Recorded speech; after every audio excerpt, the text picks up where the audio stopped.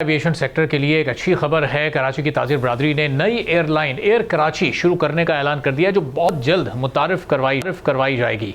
Air Karachi को security and exchange commission of Pakistan में भी रजिस्टर करवा लिया गया है और एयरलाइन के लाइसेंस के लिए वफाकी हुकूमत को भी दरख्वास्त दे दी गई है। पहले मरहले में एयर कराची के लिए 3 तैयारे लीज पर हासिल किए जाएंगे।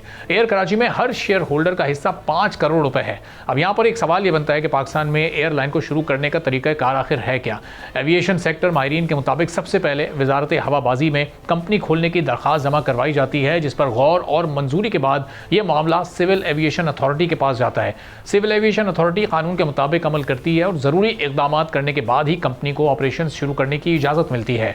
हुकूमत पाकिस्तान सिविल एविएशन अथॉरिटी के जरिए सिर्फ ऐसी कंपनीज को ही एयरलाइन बनाने की इजाज़त देती है जिसमें आवाम का फ़ायदा हो। डोमेस्टिक एयरलाइंस के मुसाफिर कम हैं जबकि फ्लीट मौजूद है। गल्फ में एयरलाइन 60% से ज़ायद मुनाफा कमा रही हैं। सिविल एविएशन के एक अफसर के मुताबिक सिविल एविएशन से जेट ग्रीन, क्यू एयरवेज और गो ग्रीन एयरवेज ने लाइसेंस और इजाज़तनामों के उसूल के लिए रब्ता किया है। एयर इंडस नामी कंपनी ने भी अपने फ्लाइट ऑपरेशंस दोबारा शुरू करने के लिए सिविल एविएशन से रब्ता किया है। एविएशन सेक्टर के माहिरीन के मुताबिक पाकिस्तान के एविएशन के शोबे में बहुत गुंजाइश मौजूद है। कई नई एयरलाइंस कंपनीज पाकिस्तान में ऑपरेशन शुरू करने की ख्वाहिशमंद हैं। इसकी बुनियादी वजह यह है कि ये एक मुनाफा बख्श मार्केट है।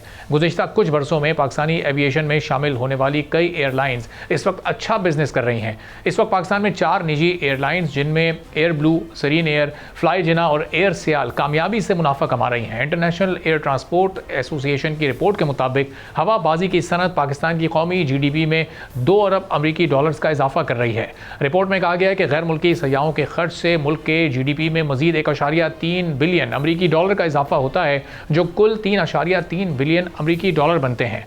रिपोर्ट में आइंदा 20 सालों में पाकिस्तान की हवाई नकलो हमल में 184% इजाफे की पेशगोई भी की गई है। इसके नतीजे में 2038 तक इजाफी 22.8 मिलियन फ़िज़ाई मुसाफिरों की आमदोरफ्त बढ़ेगी। अगर बेहतर निज़ाम के जरिए इस बढ़ती हुई तलब से फ़ायदा उठाया गया तो GDP में तकरीबन 9.3 बिलियन अमरीकी डॉलर का इजाफा हो सकता है और मुल्क के लिए तकरीबन 7,86,000 से ज़ायद मुलाजमतें पैदा होंगी। इंटरनेशनल एयर ट्रांसपोर्ट एसोसिएशन ने अगले 20 सालों में पड़ोसी मुल्क भारत में 262% तरक्की की पेशगोई की है, जिसका मतलब है कि इसके नतीजे में 2037 तक 370.3 मिलियन मुसाफिर इजाफी सफ़र करेंगे, जिससे भारत की GDP में तकरीबन 126.7 बिलियन अमरीकी डॉलर्स का इजाफा होगा। सऊदी अरब के सिविल एविएशन सेक्टर ने सऊदी मईशत में 53 अरब डॉलर्स का बड़ा इजाफा किया है। एक रिसर्च के मुताबिक पाकिस्तान की फ्लाइट्स मार्केट को आने वाले सालों में आमदनी में नुमाया इजाफा होगा, जो 2024 के आखिर तक 5.72 बिलियन डॉलर्स तक पहुंचने का इम्कान है। रिसर्च के मुताबिक ये ग्रोथ 2029 तक 7.07 सालाना के शरह के साथ बढ़ने का इम्कान है, जिसके नतीजे में मार्केट का हजम 8.04 बिलियन डॉलर्स हो जाएगा। एयरलाइन इंडस्ट्री में तरक्की से सार्फिन की तादाद में भी इजाफा मुतवक्के है, जो 2029 तक 57.11 मिलियन सार्फिन तक पहुँच जाएगी।